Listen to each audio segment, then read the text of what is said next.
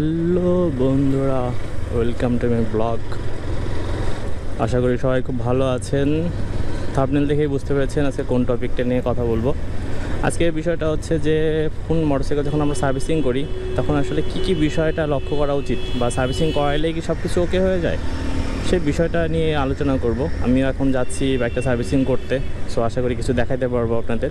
তো সার্ভিসিং করার আগে কিছু কথা বলি, সেটা হচ্ছে আমরা ডাক্তারের কাছে যখন যাই, ডাক্তার আমাদের ফুল বডি কিন্তু চেক আপ করতে তখনই দেয় যখন আমি বলি বিভিন্ন সমস্যার কথা, তখন বলে যে এইটা চেক আপ করা লাগবে, এটা চেক আপ করবে। কিন্তু ডাক্তার কিন্তু চেক আপ ছাড়া দেখে বলতে পারে না।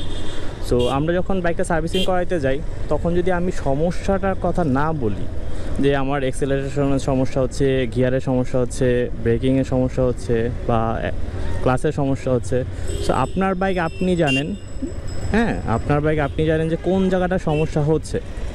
ওই যে টেকনিশিয়ান আছে উনি আপনার এটা ঠিক করে দিবে অবশ্যই, কিন্তু কথাটা হচ্ছে প্রপার ওয়েতে কি দিবে, কারণ আপনার সমস্যা কিন্তু আপনাকেই বলতে হবে। যেমন ডাক্তারের কাছে গিয়ে আপনার পেটে ব্যথা না মাথায় ব্যথা এটা আপনি বলেন, দেন যদি চেক আপের প্রয়োজন হয় সেটা চেক আপের জন্য ডাক্তার দেয়, অথবা যদি মনে করেন সে ওষুধ দিলেই ঠিক হয়ে যাবে সেটা ওষুধ দেওয়া যায়।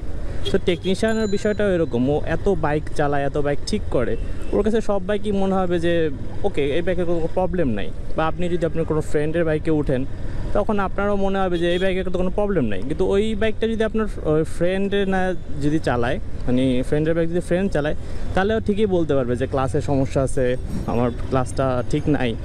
সো এই জিনিসটা কিন্তু যে চালায় সে বুঝতে পারে, টেকনিশিয়ানের বিষয়টা তো ও বুঝতে পারবে না। ওকে বলতে হবে যে ভাই আমার এই সমস্যা, এই আমার ক্লাসের সমস্যা, এটা সমস্যা, দেন সে এটা আপনাকে ঠিক করে দিতে পারবে। সো সার্ভিসিংয়ে যেতে হলে বা সার্ভিসিং করাতে হলে আগে মূলত আপনার কনফার্ম হতে হবে যে আপনার কী সার্ভিসিং লাগবে। সো আশা করি আপনারা বুঝতে পারছেন। আর আজকে আমি এটা সার্ভিসিং করাবো।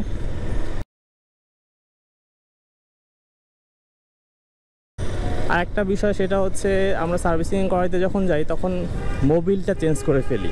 এটা হচ্ছে সবাই করে থাকি, যে এক ঢিলে দুই পাখি মেরে ফেলি।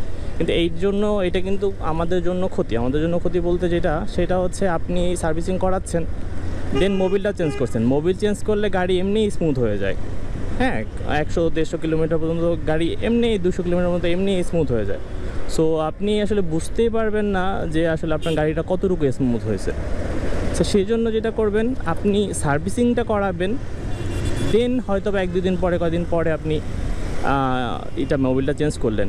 কিন্তু যদি আপনি সাথে সাথে করেন তাহলে কিন্তু আপনি ব্যাপারটা বুঝতে পারবেন না যে আপনার সার্ভিসিংয়ের কতটুকু হয়েছে, আপনার গাড়িটা ফ্রি হয়েছে, সার্ভিসিংটা কতটুকু ভালো হয়েছে বা কার্যকারিতা লাভ করছে। সো এই জিনিসগুলো একটু মাথায় রাখবেন। আপাতত বাইক সার্ভিসিং সেন্টারে যে কথা হচ্ছে,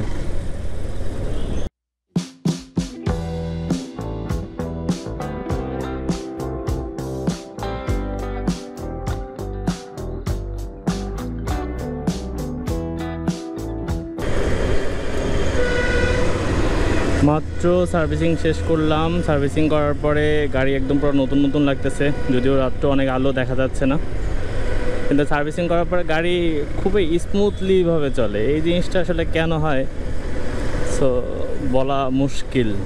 সার্ভিসিং করানোর পরে গাড়ির পুরো স্পিড, সব কিছু, ব্রেকিং সব কিছু চেঞ্জ হয়ে যায়। তো এই কারণে প্রতি একটা নির্দিষ্ট টাইমের মধ্যে সার্ভিসিংটা করে ফেলানো ভালো। যত সার্ভিসিং করাবেন একটা নির্দিষ্ট টাইমের মধ্যে গাড়ি ওইভাবেই সার্ভিস দিবে।